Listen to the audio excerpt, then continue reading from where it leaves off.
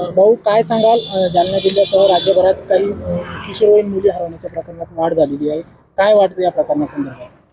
ह्या महाराष्ट्र राज्यामध्ये खूप मोठ्या प्रमाणात ह्या ठिकाणावर असं दिसून येते आणि अशी माहिती मिळते. आता आमच्या जालना जिल्ह्यामधून सुद्धा आपल्या जालना जिल्ह्यामधून बदनापूर तालुक्यामधून सुद्धा 3 मुली या ठिकाणावर किडनॅप झाल्या होत्या आणि त्या मुली मला वाटतं गुजरात राज्याच्या बॉर्डरवरून त्याला वापस आणण्याचं काम केलेलं आहे.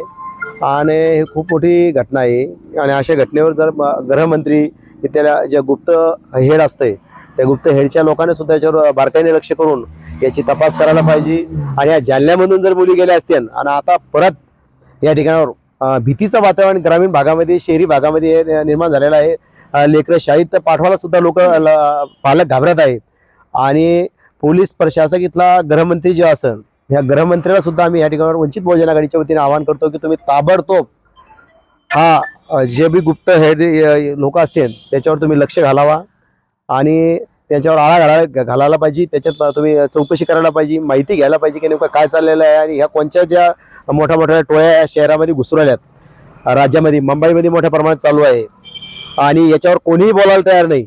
इकडून तिकडून वंचित बहुजन आघाडी अशा प्रश्न घेऊन रस्त्यावर उतरते. तर कालच आमचं मुंबईमध्ये एक आंदोलन झालं आणि आंदोलन ते दाबण्याचा इथला प्रशासकाने त्या ठिकाणावर कोशिश केली ते आंदोलन हाणून पाडण्याचा. त्याचा सुद्धा आम्ही निषेध करतो. आम्ही दोन्ही प्रकरणामध्ये आता या ठिकाणी निवेदन आम्ही टाईप करून ठेवलेलं आहे. आम्ही गृहमंत्र्याला निवेदन पाठवत आहे, केंद्रीय गृहमंत्र्याला सुद्धा निवेदन पाठवत आहे आम्ही वंचित बहुजन आघाडीच्या वतीने. आणि उद्या आम्ही जालन्याच्या SP ला आणि कलेक्टरच्या मार्फत गृहमंत्री, केंद्रीय गृहमंत्री, राज्य गृहमंत्री आणि त्याच्यानंतर आयुक्त औरंगाबाद पोलीस विशेष महासंचालकाला सुद्धा आम्ही निवेदन देणार आहे की या 7ही जिल्ह्यामध्ये भीतीचं वातावरण तयार झालेलं आहे. ऊसतोड कामगार जे लोक असतील त्यांचे लेकरं सुद्धा मोठ्या ऊसाच्या थडगं चालू असतात ते तोडीच्या कामामध्ये लोक खोपडीमध्ये लेकराला सोडून जातात. त्यांच्या सुद्धा भीतीचा एक माणूस त्यांच्यावर राखण ठेवण्याचं काम त्या ठिकाणी चालू आहे.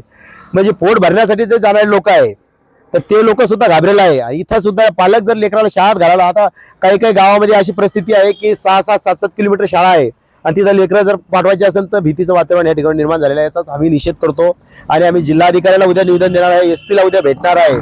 आणि पोलीस विशेष महासंचालका तुमच्या माध्यमातून आम्ही त्यांना सांगू इच्छित आहे की तुम्ही याच्यावर बारकाईने लक्ष द्यावा आणि हे जे कोणी टोळ्या या ठिकाणी आलेल्या आहेत त्या टोळ्या पटकन आळा घालावा आणि त्या टोळ्याला रोखण्याचं काम करावा. आणि आता वंचित बहुजन आघाडी टोळी जिथं सापडेल तिथं म्हणजे या लेकराला ते पकडून नेतात. एक तर त्यांना भीक मागण्याचं या ठिकाणी काम चालू आहे. आता मोठ्या प्रमाणात पुढे तुम्ही चहा यायला जर थांबता 5-5, 6-6 लेकरं दुसऱ्या राज्यातले भीक मागायला इथं येतात. याची सुद्धा इथल्या गुप्त हेड जे आहे त्यांना तुझा चौकशी करायला पाहिजे. लेकरू हाय नेमकं कोणाचं आहे, एवढे भिकारी का आले इथं, स्टेशनला असेल, बसस्टँडला असेल, अशा मोठ्या मोठ्या शहराच्या भागामध्ये जर एवढे भिकारी 5-5, 6-6 लेकरं भिकारी त्याच्या मागे एक कोणीतरी असते आणि ते लेकरू आपल्याकडे पाहून पैसे मागतात आणि तिकडे जाऊन त्या माणसाकडे पाहत आहे. म्हणजे काहीतरी संशय येण्यासारखीच गोष्ट आहे आणि ही खूप दुर्दैवी गोष्ट आहे. याच्यावर खरोखर बारकाईने इथल्या गृहमंत्र्याच्या मार्फत इथला SP असेल, इथला PI असतील, प्रत्येक पोलीस स्टेशनचे यांनी सगळ्यांनी याच्यावर बारकाईने लक्ष घालायला पाहिजे असं वंचित बहुजन आघाडीची मागणी आहे आणि उद्या आम्ही निवेदन देणार आहे.